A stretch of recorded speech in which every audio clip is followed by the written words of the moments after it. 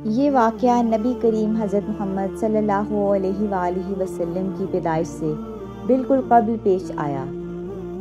اسی سال کو عام الفیل کہا گیا اور اسی سال نبی کریم صلی اللہ علیہ وآلہ وسلم کی پیدائش ہوئی۔ ابرہہ گورنر یعنی حاکم تھا یمن کے شاہ حبشہ نجاشی کی طرف سے۔ یہ وہ نجاشی نہیں تھا جس کے پاس نبی کریم صلی اللہ علیہ وآلہ وسلم کے صحابہ اکرام نے ہجرت کی، بلکہ اس کے والد نجاشی نے یمن کا کچھ حصہ فتح کیا ہوا تھا، تو اس نے اپنا حاکم بھیجا ہوا تھا جس کا نام ابرہہ تھا۔ ابرہہ یمن میں نجاشی کا حاکم یعنی گورنر تھا، اور وہ دیکھتا ہے کہ ہر سال اس کے لوگ شمال کی طرف جاتے ہیں، تو وہ پوچھتا کہ تم لوگ کہاں جا رہے ہو؟ لوگ کہتے کہ ہم حج پر جا رہے ہیں۔ ابرہہ ان سے پوچھتا کیوں، وہاں کیا ہے؟ لوگ کہتے کہ وہاں اللہ کا گھر ہے، کعبہ ہے۔ ابرہہ نے کہا میں تمہارے لیے گھر بناؤں گا جو تمہارے گھر کعبہ سے کہیں زیادہ بہتر ہوگا، اور تمہیں حج کے لیے یہیں آنا ہوگا۔ تو وہ ایک بہت بڑا گرجا گھر کلیسا یعنی چرچ تعمیر کرواتا ہے یمن کے شہر صنعا میں، کیونکہ وہ ابرہہ عیسائی تھا۔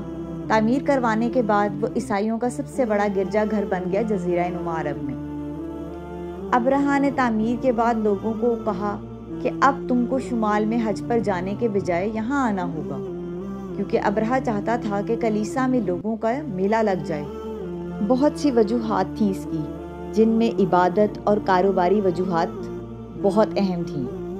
اگلے سال جب یمن کے لوگ پھر حج کرنے کے لیے کعبہ چلے گئے تو ابرہہ یہ دیکھ کر بہت زیادہ برہم ہوا، اور اس نے اس غصے میں آ کر یہ قسم کھا لی کہ میں یہ گھر یعنی کعبہ کو ہی ڈھا دوں گا، لہٰذا پھر یہ لوگ ضرور میرے گھر آئیں گے۔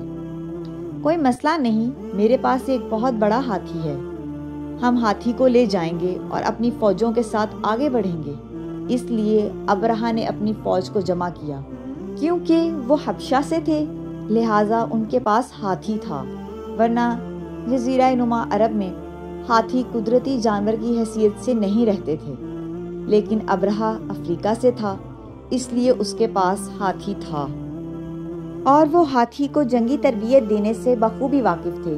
جب ابرہہ کعبہ کی جانب روانہ ہوا اپنی فوج کے ساتھ، اس میں ہاتھیوں کی تعداد مختلف آراء میں کچھ کے نزدیک 8 اور کچھ کے نزدیک 20 ہاتھی تھے، اور بیشتر روایات میں ہے کہ وہاں صرف بڑا ایک ہی ہاتھی تھا، باقی عام اونٹ وغیرہ تھے۔ کچھ مورخین کہتے ہیں کہ یہ بہت سے ہاتھیوں کی بہت بڑی فوج تھی، لیکن قرآن میں سورہ فیل میں ایک ہاتھی کا ذکر ہے۔ الفیل مطلب ایک ہاتھی، اصحاب الفیل ہاتھی والے لوگ۔ وہاں فوجیں تھیں جو ہاتھی کے ساتھ آئی تھیں، اور یہ بھی کہا جاتا ہے کہ اس نے کعبہ جانے کے لیے ایک عرب دورہ رہنما یعنی عربی گائیڈ رکھا ہوا تھا۔ انہوں نے مکہ المکرمہ کی طرف چڑھائی شروع کی، تو جب وہ طائف کے قریب پہنچے تو ایک قاصد کو بھیجا، اہل مکہ کے سردار کے پاس جاؤ اور انہیں کہو کہ ہم لڑنا نہیں چاہتے، ہم آ رہے ہیں، ہم کعبہ کو ڈھائیں گے اور واپس لوٹ جائیں گے۔ اس وقت اہل مکہ کے سردار اور خانہ کعبہ کے متولی عبد المطلب، جو ہمارے نبی صلی اللہ علیہ وآلہ وسلم کے دادا تھے، ان تک خبر پہنچائی گئی کہ وہ کعبہ کو ڈھانے آ رہے ہیں۔ آپ نے فرمایا کہ ٹھیک ہے، اسے آنے دو۔ ابرہہ پوری فوج کے ساتھ آیا۔ جب وہ مکہ المکرمہ پہنچی، اس نے قریش اور عبد المطلب کے مال مویشی قبضے میں لے لیے، جس میں 200 سے زائد اونٹ اور بھیڑیں تھیں، جس سے ظاہر ہوتا ہے کہ عبد المطلب امیر آدمی تھے۔ عبد المطلب نے ان میں سے ایک آدمی کو کہا کہ اگر تم کعبہ ڈھا سکتے ہو تو ڈھا کر دکھاؤ، لیکن ہمیں ہمارے اونٹ واپس چاہیے۔ وہ آدمی آپ کو ابرہہ کے پاس لے گیا۔ عبد المطلب کی شخصیت بہت زبردست تھی، آپ بہت باروب اور نہایت جسیم و باشکوہ آدمی تھے، یعنی آپ کی روبدار شخصیت دیکھ کر ہی معلوم ہو جاتا تھا کہ آپ سردار ہیں۔ آپ خیمے میں داخل ہوئے تو ابرہہ آپ کی شخصیت سے بہت متاثر ہوا، اور آپ کی شخصیت کے سحر میں جکڑا آپ کی تعظیم میں اپنی کرسی سے کھڑا ہو گیا۔ ابرہہ نے آپ سے کہا کہ مجھے آپ سے یا آپ کے لوگوں سے کوئی ذاتی مسئلہ نہیں ہے، آپ بس شہر سے چلے جائیں، میں آپ کے گھر کو آپ کی عبادت گاہ کو ڈھا دوں گا۔ پھر عبد المطلب نے فرمایا، میں آپ سے گھر کے بارے میں بات کرنے نہیں آیا، میں آپ سے کعبہ کے بارے میں بات نہیں کرنے آیا بلکہ اپنے اونٹوں کے بارے میں بات کرنے آیا ہوں۔ یہ بات سن کر ابرہہ نے عبد المطلب کے لیے تمام احترام کھو دیا۔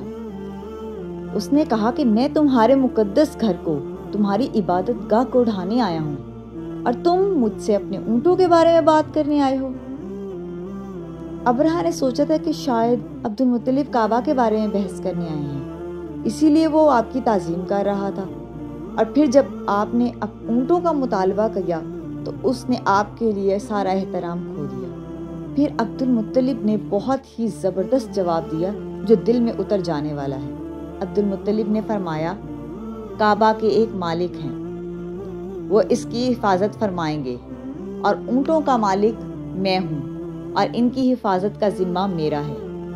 عبد المطلب کے جواب کی وجہ سے ابرہہ نے اونٹوں کو واپس کر دیا، اور پھر قریش نے شہر چھوڑ دیا اور پہاڑوں کی چوٹیوں اور گھاٹیوں میں پناہ گزین ہو گئے۔ بہت دعا کرنے کے بعد عبد المطلب کعبہ کا طواف کرتے ہیں۔